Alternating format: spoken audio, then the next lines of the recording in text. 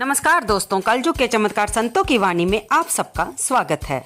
दोस्तों, हर बार की तरह हम आज भी लाए हैं आपके लिए एक नई वीडियो, जिसमें हम कृष्ण पंगल संकष्टी चतुर्थी व्रत जो कि आषाढ़ मास में आ रहा है, ये कब रखा जाएगा, इसकी विधि क्या है, इसमें हम गणपति भगवान की पूजा कैसे करेंगे और इसमें चंद्रोदय का समय और इस व्रत की कथा के बारे में हम जानेंगे। लेकिन वीडियो सुनने से पहले अगर आप मेरे चैनल पर नए हैं तो कृपया इसे सब्सक्राइब कर लें और इसे लाइक भी अवश्य करें। आइए अब हम जानते हैं इस चतुर्थी तिथि के साथ जुड़ी सारी जानकारी। हर साल आषाढ़ कृष्ण पक्ष की चतुर्थी तिथि को संकष्टी चौथ व्रत रखा जाता है। इस व्रत में भगवान गणेश की पूजा की जाती है। हिंदू धर्म में इस व्रत की काफ़ी महिमा बताई गई है। इस दिन विधि विधान से गणपति बप्पा की पूजा करने से व्यक्ति के जीवन की सारी परेशानियां दूर हो जाती हैं।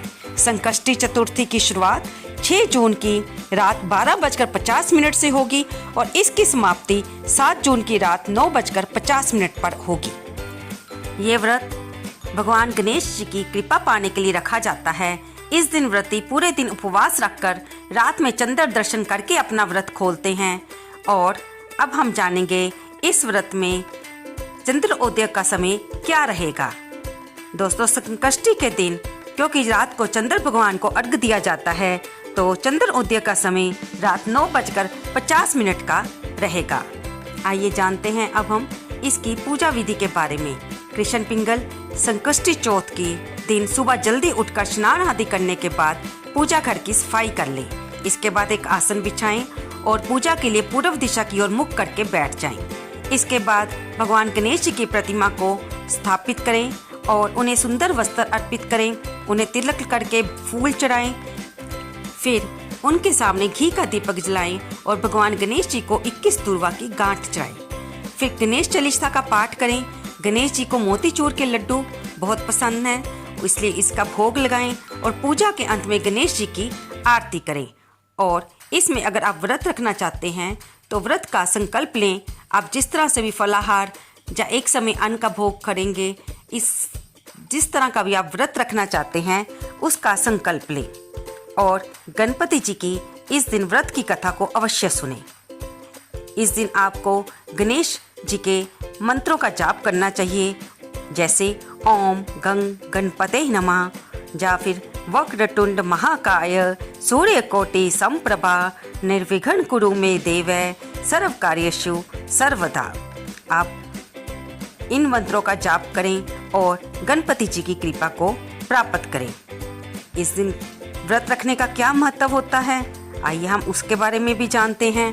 धार्मिक मान्यता के अनुसार आषाढ़ की संकष्टी चौथ का व्रत रखने से जीवन में चल रही समस्याएं दूर हो जाती हैं। ये व्रत संतान संबंधित समस्याओं से मुक्ति पाने के लिए उत्तम माना जाता है।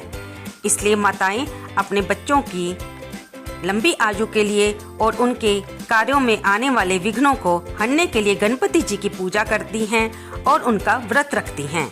इस व्रत को करने वाले व्यक्ति के जीवन में कभी किसी प्रकार की परेशानियां नहीं आती।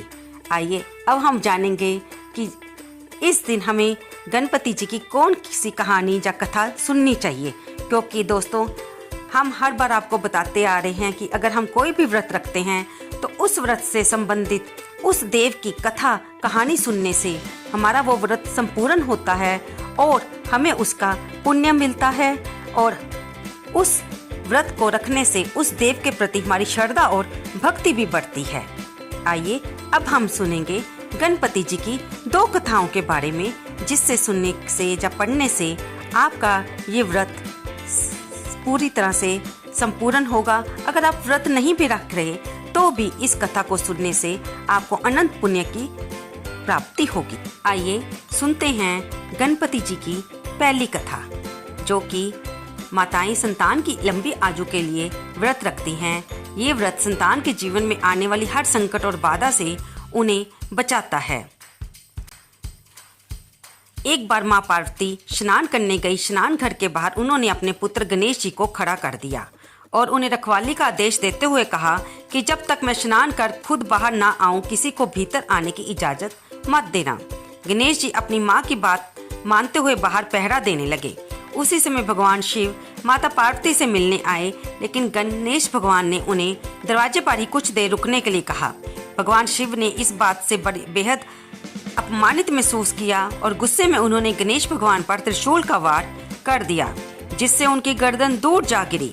स्नान घर के बाहर शोरगुल सुनकर जब माता पार्वती बाहर आई तो उन्होंने देखा कि गणेश जी की गर्दन कटी हुई है। ये देखकर वे रोने लगी और उन्होंने शिव जी से कहा कि गणेश के प्राण वापस कर दें। इस पर शिव जी ने देवताओं को किसी का भी सिर लाने को भेजा और वे हाथी का सिर लेके आए, जो कि शिव जी ने गणेश जी के लगा दिया और उन्हें दूसरा जीवन दिया।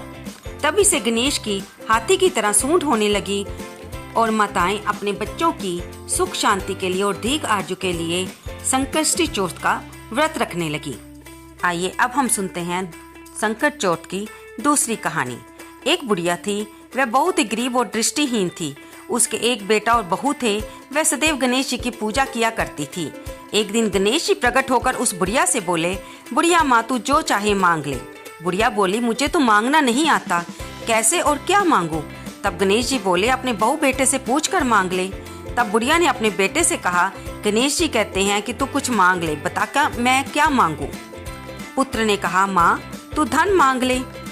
बहू से पूछा तो बहू ने कहा, नाती मांग ले। तब बुढ़िया ने सोचा ये तो अपने अपने मतलब की बात कर रहे हैं। अतः उस बुढ़िया ने पड़ोसियों से पूछा तो उन्होंने कहा, बुढ़िया तू तो थोड़े दिन जिएगी, क्यों तू धन मांगे, क्यों नाती मांगे? तू तो अपने आंखों की रोशनी मांग ले, जिससे तेरी जिंदगी आराम से कट जाए। इस पर बुढ़िया बोली, हे गणेश जी, यदि आप प्रसन्न हैं तो मुझे 9 करोड़ की माया दें, निरोगी काया दें, अमर सुहाग दें, आंखों की रोशनी दें, नाती दें, पोता दें और सब परिवार को सुख दें और अंत में मोक्ष दें। यह सुनकर तब गणेश जी बोले, बुढ़िया माँ तुमने तो हमें ठग लिया, फिर भी तूने जो मांगा है वो तुझे अवश्य मिलेगा। और ये कहकर गणेश जी अंतर ध्यान हो गए। उधर बुढ़िया माँ ने जो कुछ मांगा वे सब कुछ मिल गया था। गणेश महाराज जी, जैसे तुमने उस बुढ़िया माँ को सब कुछ दिया वैसे ही हमें भी देना।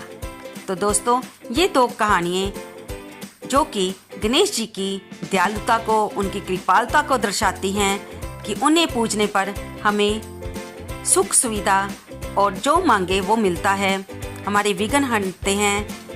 आप भी अगर इस व्रत को रख रहे हैं तो यथाशक्ति अवश्य रखें। अगर नहीं भी रख पा रहे तो भी ये कथा, ये वीडियो अवश्य सुनिए और इसे अपने दोस्तों के साथ भी शेयर करें। दोस्तों, शेयर करने से आपको भी पुण्य मिलेगा। और कमेंट बॉक्स में जय गणेश जी भगवान लिखना ना